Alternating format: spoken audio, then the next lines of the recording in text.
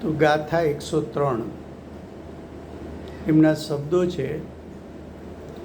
પ્રણમે પ્રણત જન ધ્યાત જન ધ્યાવે નિરંતર જે હને તું જાણ તત્વ તનસ્ત તેજે સ્તવન પ્રાપ્ત જનો સ્તવે. અર્થ: હે ભવ્ય જીવ, આ લોકમાં જે પ્રણામ કરવા યોગ્ય પંચ પરમેષ્ઠી ભગવંતો છે, તે જેને પ્રણામ કરે છે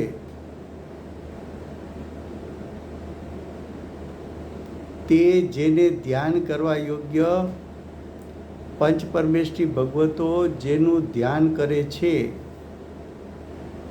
તથા સ્તુતિ કરવા યોગ્ય તીર્થંકરાદિ ભગવંતો જેની સ્તુતિ કરે છે, તે તત્વ, તે શુદ્ધાત્મા તારા તનમાં સ્થિત છે. તું એને જાણ. શું કહ્યું? પંચેન્દ્રિય સંઘની સમ્યક દર્શનની પ્રાપ્તિની લાયકાતવાળો ભવ્ય જીવ આ લોકમાં ઉર્ધ્વલોક, મધ્યલોક, પાતાળલોક આ ત્રણ લોકમાં પ્રણામ કરવા યોગ્ય એટલે વંદન કરવા યોગ્ય પંચ પરમેષ્ઠી ભગવંતો, પંચ પરમેષ્ઠી કહેતા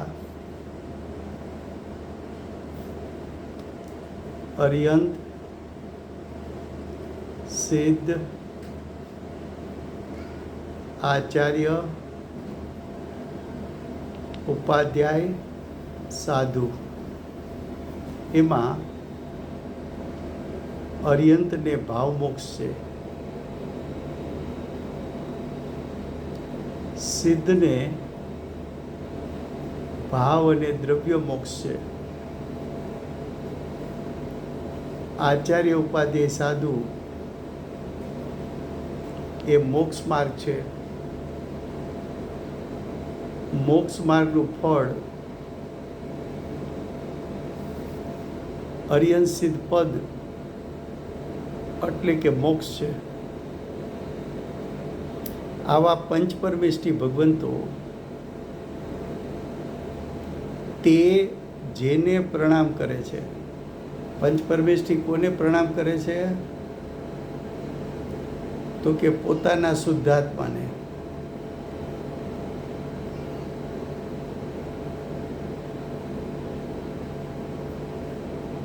પોતાના ત્રિકાળ શુદ્ધાત્માને.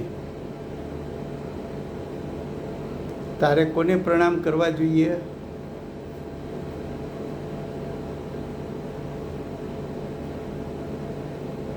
તો કે તું પણ તારા ત્રિકાળ શુદ્ધાત્માને વંદન કર.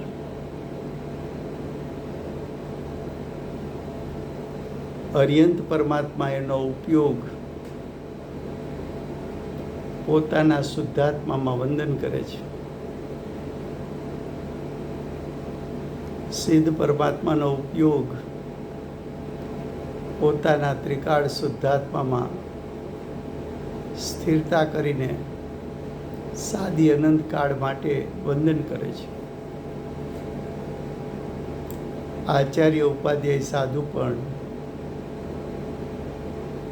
વિકલ્પોનો ત્યાગ કરી નિર્વિકલ્પ થવા માટે પોતાના ત્રિકાળ શુદ્ધાત્માને વંદન કરે છે. આવો ત્રિકાળ શુદ્ધાત્મા તો તું પોતે છો.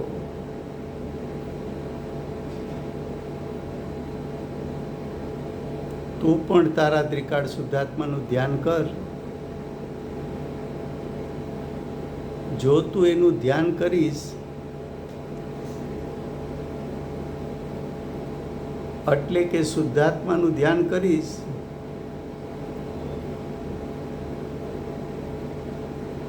તો તને પણ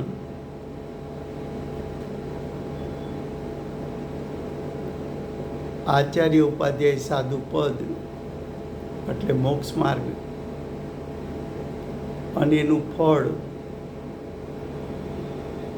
અર્યંત અને સિદ્ધ પણ પ્રગટ થશે. હવે આગળ કહે છે,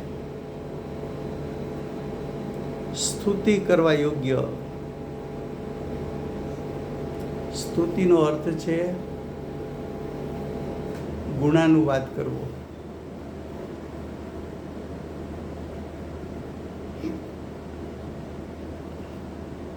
તો ગુણાનુવાદ કરવા યોગ્ય તીર્થંકર આદિ ભગવંતો, તીર્થંકરો, તીર્થના સ્થાપક, તીર્થના પ્રવર્તક, ધર્મના કર્તા, દિવ્ય ધ્વનિના દાતાર, 12 અંક 14 પુરોનો મૂળ સ્ત્રોત, અનંત ચતુષ્ટયના ધારક, પરમ ઔદારિક દેહના ધારક, ધર્મસભાને સંબોધનારા, સમોસરણમાં કમલાસનથી ઉપર જે બિરાજમાન છે એવા તીર્થંકર આદિ ભગવંતો જેની સ્તુતિ કરે છે, એટલે કે જેના ગુણગાન ગાય છે.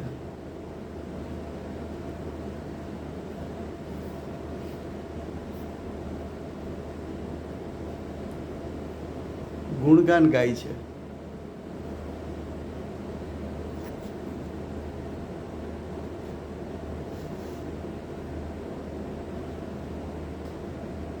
તે તત્વ તીર્થંકરો કોના ગુણગાન ગાય છે? તો કે શુદ્ધાત્માના. તીર્થંકર જેનો ગુણાનુવાદ કરે, તીર્થંકરની દિવ્ય ધ્વનિ જેમના ગુણગાન ગાય, એવો ત્રિકાળ શુદ્ધાત્મા તારા દેહમાં બિરાજે છે.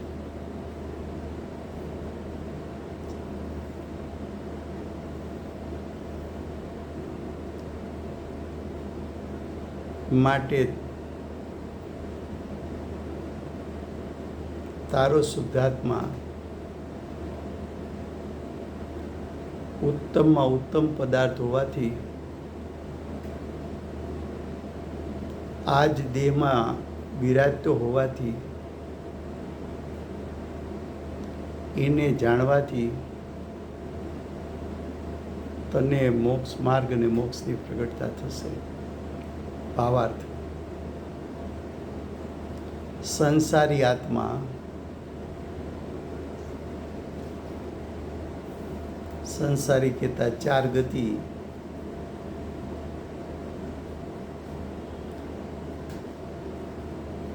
એમાં મનુષ્ય ગતિમાંથી મોક્ષ થાય છે. તો મુખ્યપણે અત્યારે મનુષ્ય ગતિની વાત કરીએ તો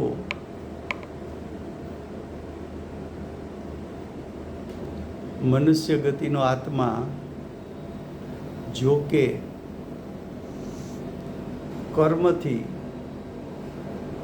કર્મથી એટલે દ્રવ્ય કર્મથી આચ્છાદિત છે, તો પણ દ્રવ્ય કર્મથી ઢંકાયેલો છે, તો પણ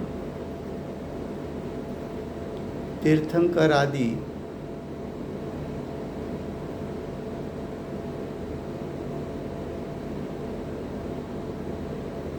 આ દેહમાં સ્થિત શુદ્ધાત્માનું ધ્યાન કરી મોક્ષ પ્રાપ્ત કરે છે. તું મનુષ્ય છો, જેમ તારા દેહમાં શુદ્ધાત્મા છે, એમ ત્રણ લોકના નાથ, દિવ્ય ધ્વનિના દાતાર, તીર્થના નાયક, તીર્થના સ્થાપક, તીર્થના પ્રવર્તક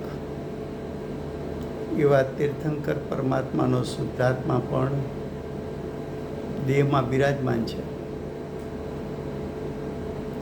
એવા તીર્થંકર પરમાત્મા પણ દેહમાં સ્થિત રહેલા શુદ્ધાત્માનું ધ્યાન કરી સિદ્ધ પદને પ્રાપ્ત કરે છે, મોક્ષને પ્રાપ્ત કરે છે.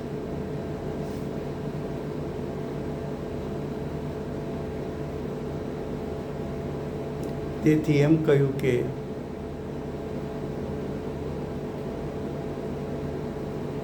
લોકમાં નમન કરવા યોગ્ય ત્રણ લોકમાં તારે વંદન કરવું હોય તો કોને વંદન કરવું જોઈએ? ત્રણ લોકમાં પ્રણામ કરવા હોય તો કોને કરીશ?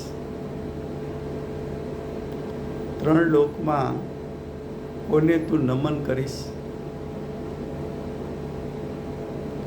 ત્રણ લોકમાં ધ્યાન કરવા યોગ્ય કોણ છે? ત્રણ લોકમાં સ્તુતિ કરવા યોગ્ય કોણ છે?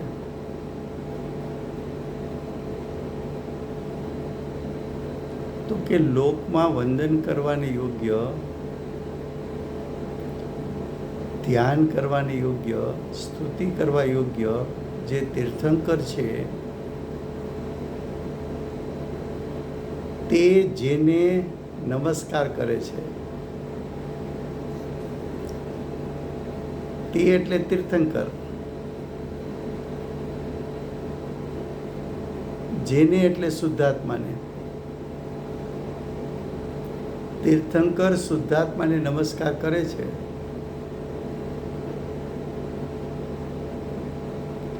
તીર્થંકર જેનું ધ્યાન કરે, જેનું એટલે શુદ્ધાત્માનું ધ્યાન કરે, તથા જેની સ્તુતિ કરે, જેની સ્તુતિ કરે એટલે શુદ્ધાત્માની સ્તુતિ કરે છે, એવો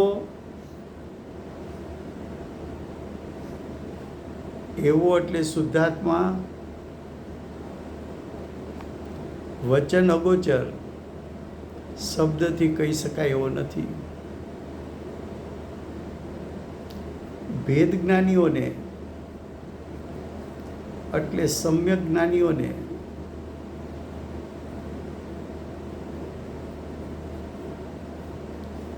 ભાવશ્રુત જ્ઞાનીઓને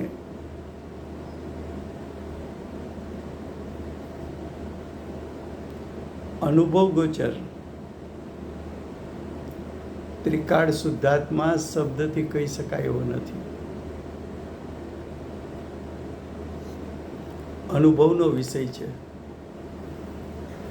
પૂજ્ય ગુરુદેવ દ્રષ્ટાંત આપતા કે ઘીનો સ્વાદ કેવો?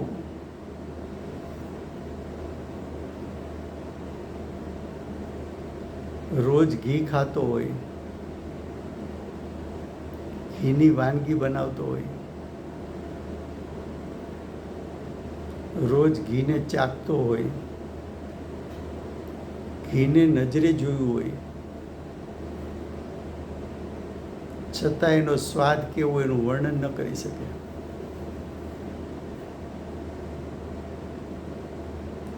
ઘીના સ્વાદનું સરખામણી, એની ઉપમા કોઈને આપી ન શકે.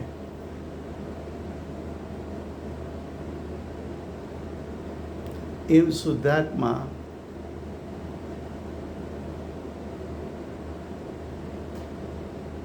વચનથી અગોચર જ્ઞાની કહે છે, વેદજ્ઞાનીઓ કહે છે, સમ્યક જ્ઞાનીઓ કહે છે કે તું એનો અનુભવ કર. અનુભવ ગોચર છે, અનુભવમાં આવી શકે એવો છે. અનુભવ ગોચર એટલે અનુભવી શકાય તેવો.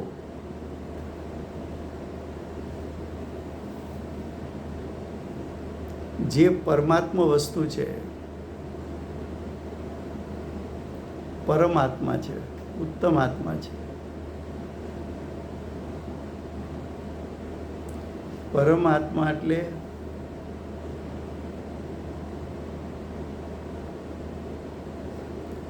ઉત્તમ આત્મા.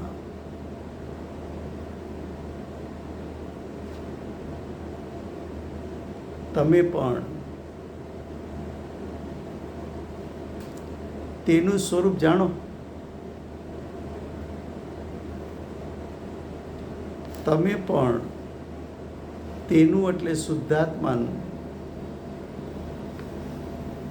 સ્વરૂપ કહેતા સ્વસ્વભાવ જાણો.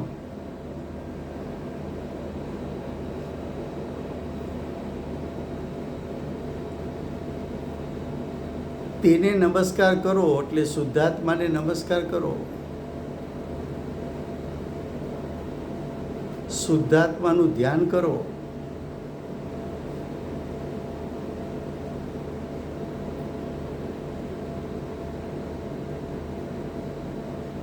શુદ્ધાત્માને બહાર શા માટે શોધો છો?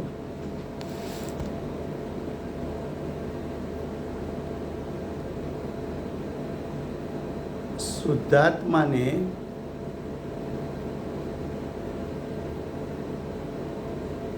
બહાર શા માટે શોધો છો? આવો આચાર્ય ભગવાનનો ઉપદેશ છે.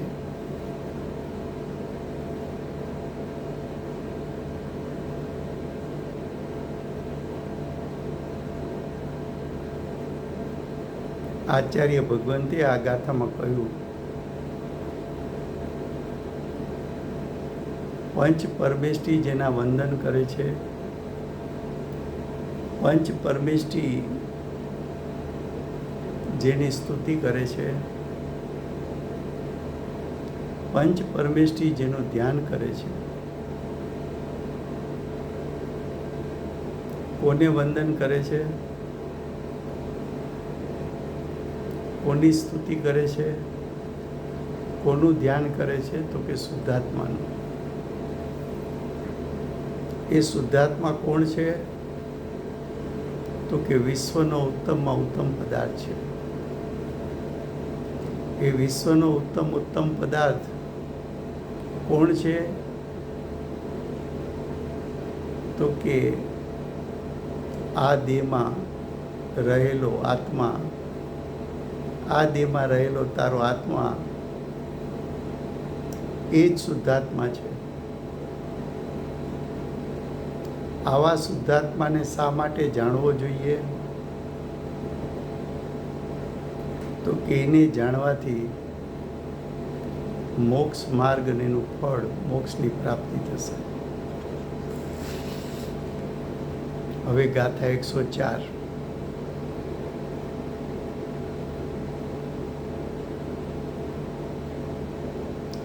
હવે આચાર્ય કહે છે કે એટલે કે કુંદાચાર્ય દેવ કહે છે કે અર્યંત આદિ પંચ પરમેષ્ઠી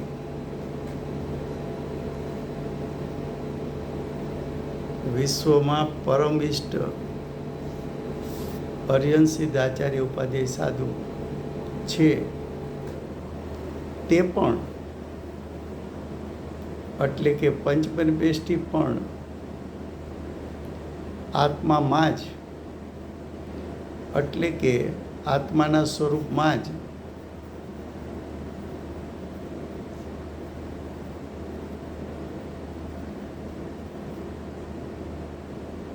આત્માના સ્વરૂપમાં જ છે. તેથી આત્મા જ એટલે કે શુદ્ધાત્મા જ શરણ છે. તારે આખા વિશ્વમાં 3 કાળ 3 લોકમાં ક્યારેય પણ કોઈનું પણ શરણ લેવું હોય તો શરણભૂત કોણ છે? તો કે તારો પોતાનો શુદ્ધાત્મા શરણભૂત છે. કેમ? તો કે શુદ્ધાત્માના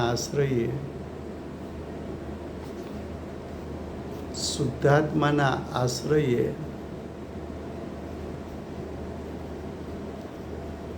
મોક્ષ માર્ગ અને એનું ફળ મોક્ષ પ્રગટે છે.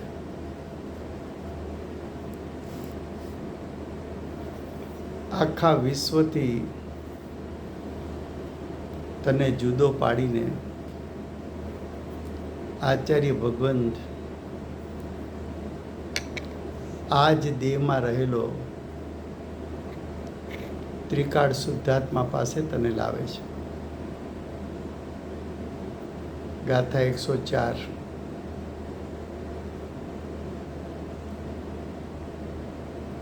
અરહંત સિદ્ધ આચાર્ય અધ્યાપક શ્રમણ પરમેષ્ટિ જે પાંચેય છે આત્મા મહી આત્મા શરણ મારો કરે. શરીરમાં રહેલો શુદ્ધાત્મા એમનું શરણ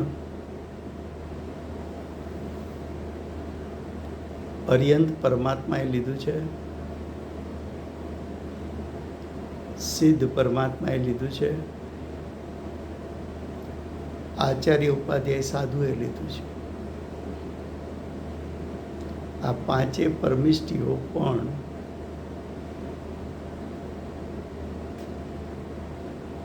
શક્તિ રૂપે આત્મા જ છે. આ પાંચે પરમેષ્ટિઓ પણ આત્મા કહેતા શુદ્ધાત્મામાં જ છે. આત્મામાં છે એટલે શુદ્ધાત્મામાં છે.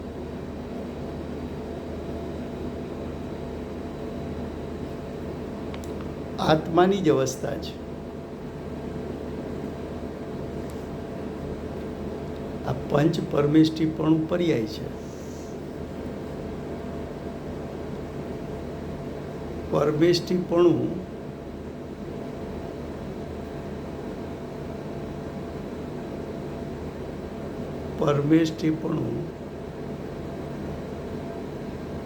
પર્યાય છે.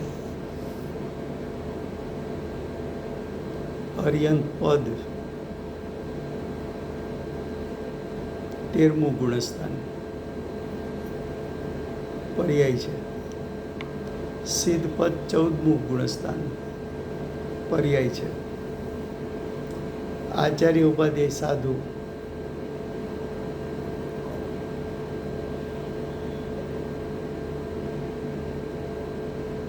એ પણ પર્યાય છે. મોક્ષ માર્ગ છે.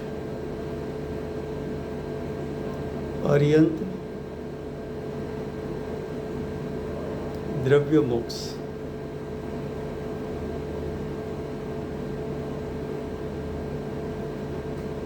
સિદ્ધ ભાવ મોક્ષ. બંને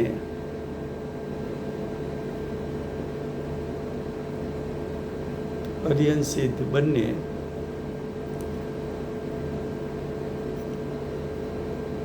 મોક્ષ રૂપ પર્યાય છે. એક દ્રવ્ય મોક્ષ, બીજું દ્રવ્ય મોક્ષ ને ભાવ મોક્ષ.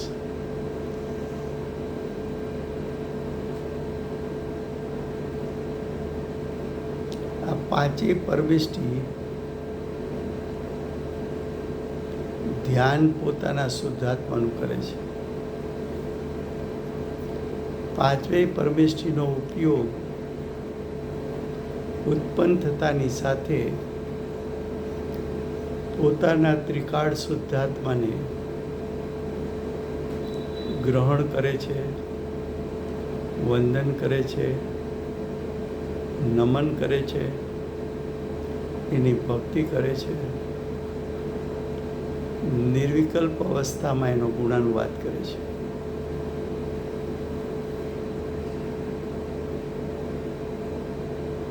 પાંચે પાંચ પરમેષ્ઠી શુદ્ધાત્માની પર્યાય છે, આત્માની જ અવસ્થા છે.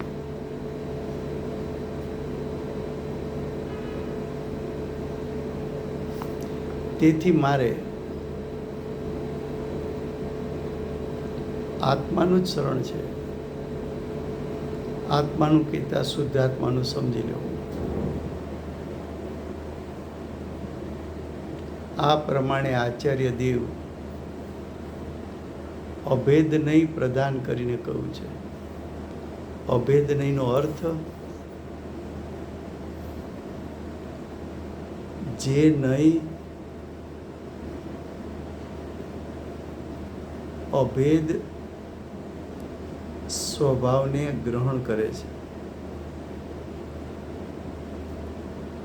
જે નહીં અભેદ સ્વભાવ તરફ લઈ જાય છે.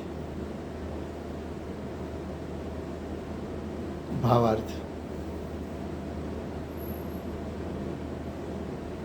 આ પાંચ પદ આત્માના જ છે. આ પાંચેય પદ દરેક આત્મામાં શક્તિ રૂપે છે.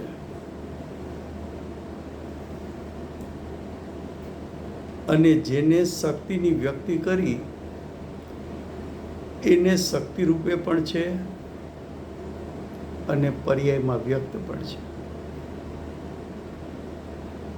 જેમ કે સિમંદર ભગવાન, તો એમનો શુદ્ધાત્મા શક્તિ રૂપે પણ અરિહંત છે, વ્યક્તિ રૂપે પણ અરિહંત છે. અનંત સિદ્ધો શક્તિ રૂપે પણ સિદ્ધપદ છે, વ્યક્તિ રૂપે પણ સિદ્ધપદ છે. કુંદકુંદાચાર્ય દેવ, અમૃતચંદ્રાચાર્ય દેવ શક્તિ રૂપે પણ આચાર્ય છે,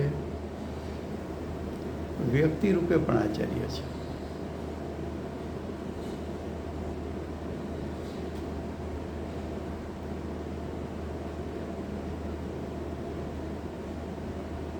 અંગ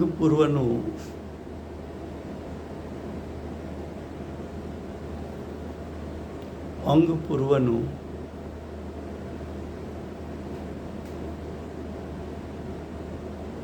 જ્ઞાન ધરનારા ઉપાધ્યાયો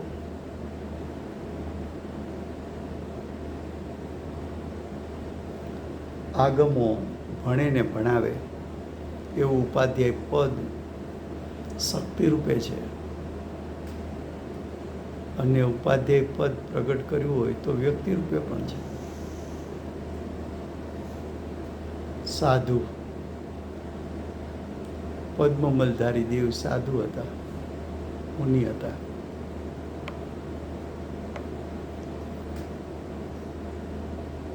શક્તિ રૂપે પણ મુનિ, વ્યક્તિ રૂપે પણ મુનિ એટલે કે સાધુ. તો કે છે ભાવાર્થમાં આ પાંચ પદ આત્માના જ છે. પદનો અર્થ પર્યાય કરો, પદનો અર્થ પર્યાય કરો તો આ પાંચેય પર્યાય આત્માની જ છે.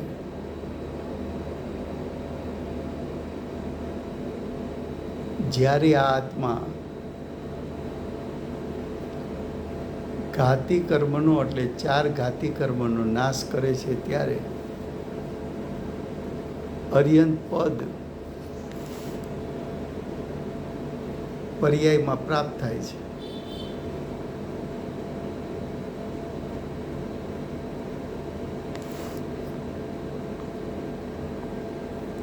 એ જ અરિહંત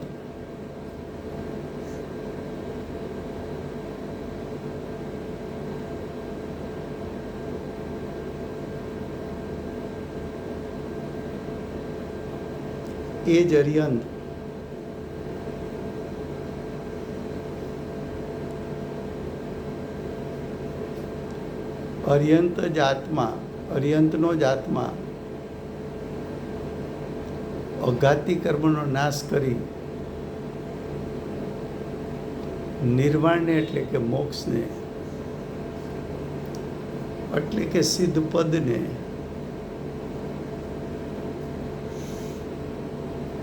પામે છે ત્યારે સિદ્ધ કહેવાય છે.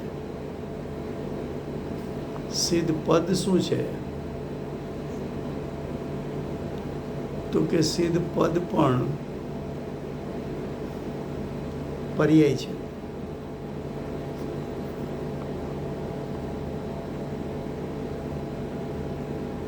સિદ્ધ પદ પર્યાય છે.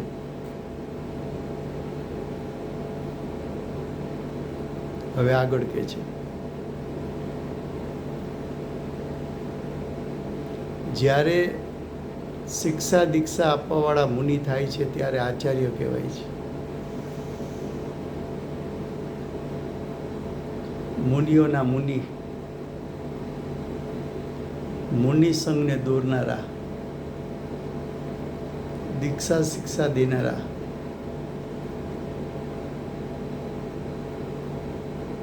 એ આચાર્ય કહેવાય છે. પઠન પાઠનમાં તત્પર મુનિ થાય છે ત્યારે ઉપાધ્યાય કહેવાય છે.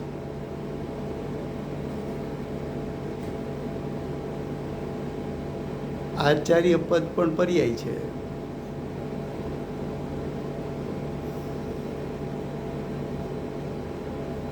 ઉપાધ્યાય પદ પણ પર્યાય છે.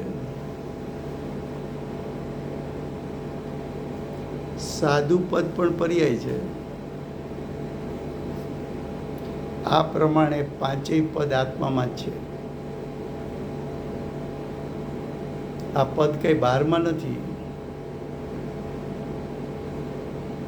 તેથી આચાર્ય વિચાર કરે છે કે તે કે જે આ દેહમાં સ્થિત આત્મા છે તે જોકે સ્વયં કર્મથી આચ્છાદિત છે તો પણ પાંચે પદને યોગ્ય છે. એટલે કે પાંચે પદને પ્રાપ્ત કરવાની યોગ્ય છે. એટલે કે શક્તિ રૂપે પાંચેય પદ એનામાં પડ્યા છે. તેને શુદ્ધ સ્વરૂપનું ધ્યાન કરવું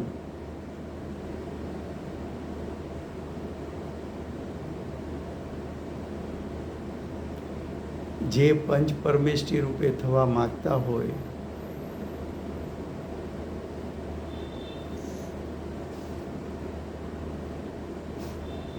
એટલે કે ભવ્ય જીવે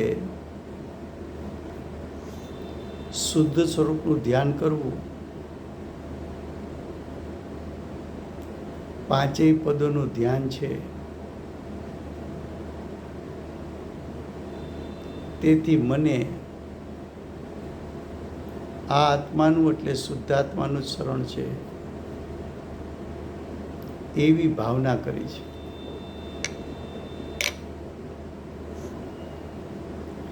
શા માટે શુદ્ધાત્માનું શરણ લેવું? હેડિંગમાં એમ કહ્યું હતું કે આત્મા જ શરણ છે. આત્મા જ શરણ છે. એટલે કે શુદ્ધાત્મા જ શરણ છે. એવું શા માટે કીધું? શરણ છે એટલે શુદ્ધાત્માનું જ ધ્યાન કરવા જેવું છે. શરણ છે એટલે શુદ્ધાત્માનો જ આશ્રય કરવા જેવો છે.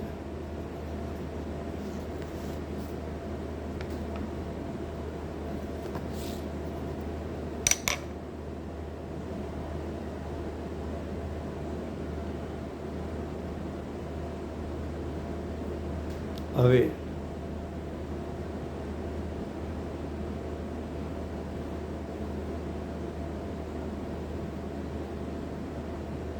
શું કહે છે?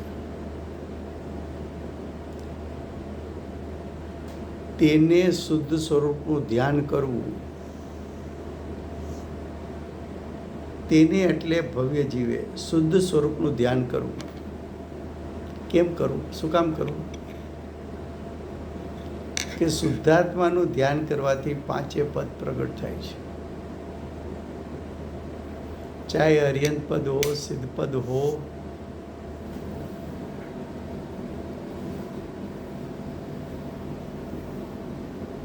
આચાર્ય પદ હો, ઉપાધ્યાય પદ હો કે સાધુ પદ હો. તેથી મને આ આત્માનું જ એટલે આ શુદ્ધાત્માનું જ શરણ છે એવી ભાવના કરી છે.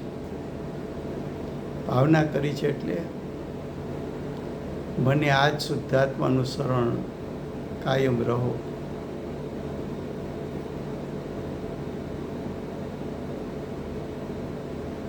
અને પંચ પરમેષ્ઠીના ધ્યાનરૂપ અંત મંગળ બતાવી છે. અંત મંગળ બતાવી છે.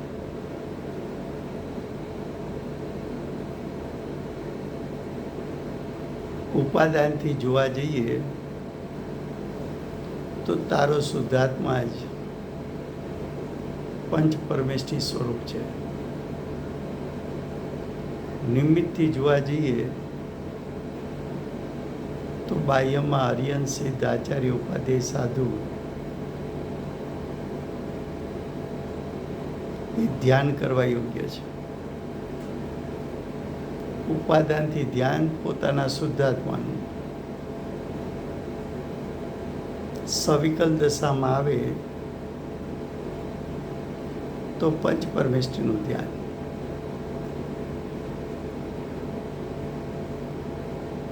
ઉપાદાનથી જોવા જઈએ તો શુદ્ધાત્મા શરણભૂત છે. નિમિત્તથી જોવા જઈએ તો પંચ પરમેષ્ઠી તને શરણરૂપ છે.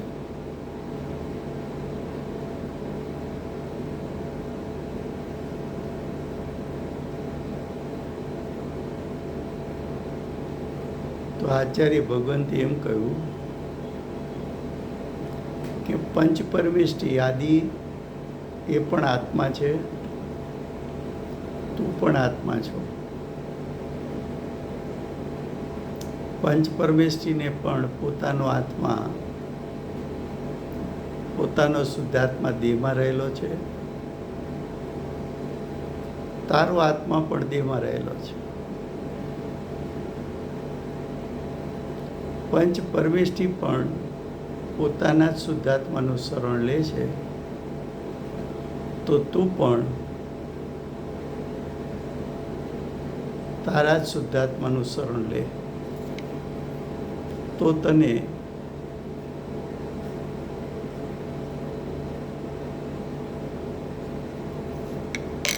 પંચ પરમેષ્ઠી પદની પ્રાપ્તિ થશે. સમય થયો છે.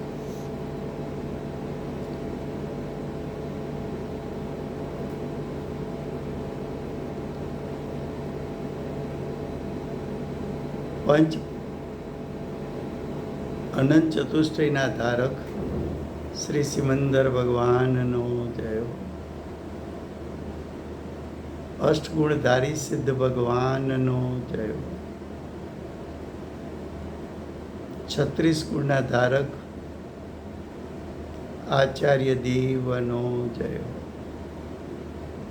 25 ગુણના ધારક ઉપાધ્યાય પરમેષ્ઠીનો જય હો. 28 મૂળ ગુણના ધારક સાધુ પરમેષ્ઠીનો જય હો.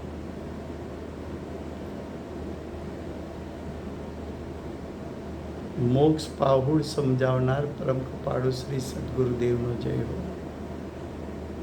પ્રસમમૂર્તિ ભગવતી માતનો જય હો. અષ્ટ જીનવાણી માતનો જય હો. પરમ દિગંબર જૈન ધર્મનો જય.